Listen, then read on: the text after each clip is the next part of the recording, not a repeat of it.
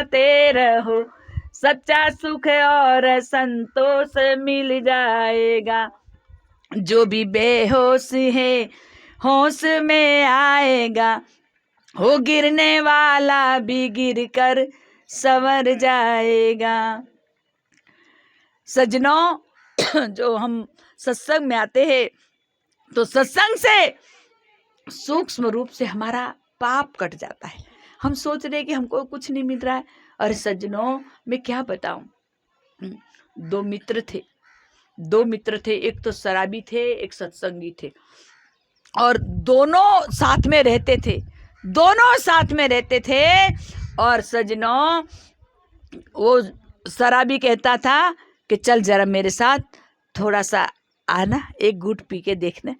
सत्संगी कहता था, अरे तू चल मेरे साथ सत्संग में चल, देख सत्संग में कितना आनंद आता है, कितनी शांति मिलती है, कितना अच्छा होता है।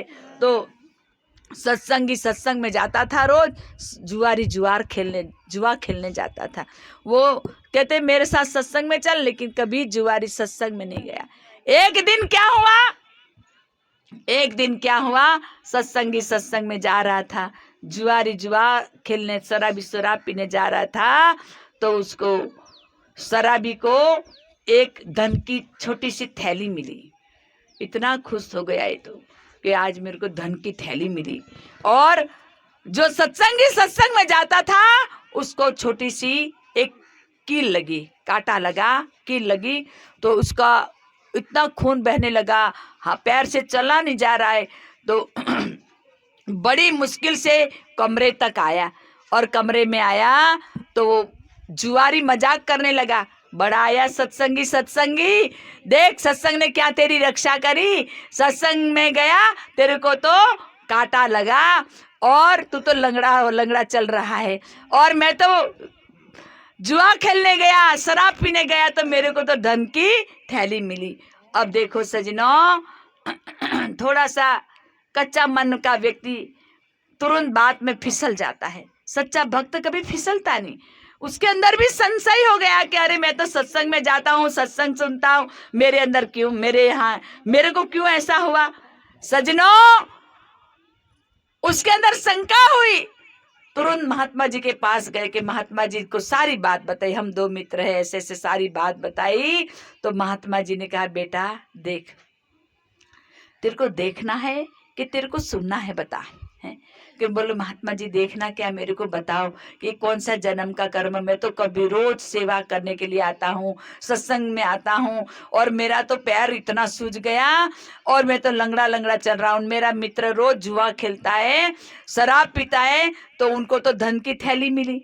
महात्मा जी कहने लगे, देख बेटा, तेरा जो मित्र था उसने गए जन्म में इतना पुण्य किया था कि तो पूरा दुनिया का राजा बनने वाला था। लेकिन बचपन से ही उसका कर्म गलत, शराब पीना, जुआ खेलना, गलत काम करना, धीरे धीरे सारा पुण्य क्षीण हो गया, खत्म हो गया।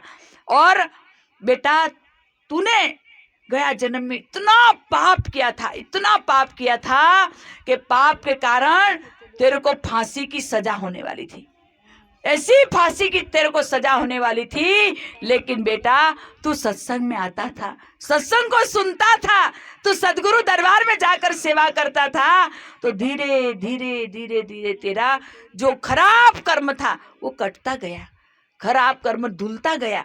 और जिस दिन तेरे को फांसी की सजा होने वाली थी, छोटा सा कांटा लगा,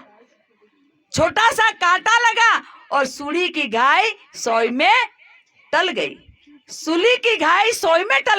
और जिस दिन तेरा मित्र राजा बनने वाला था, उस दिन थोड़ा सा धन मिला, और उसका राज खत्म हो गया।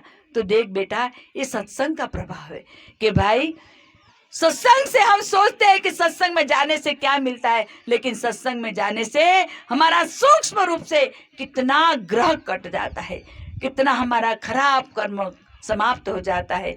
इसलिए देखो सज्जनों, आप लोग, जो हमारा सत्संग बंद है, वो सत्संग जो दिन कहेंगे, हर महीने का सभी भक्त लोग मिल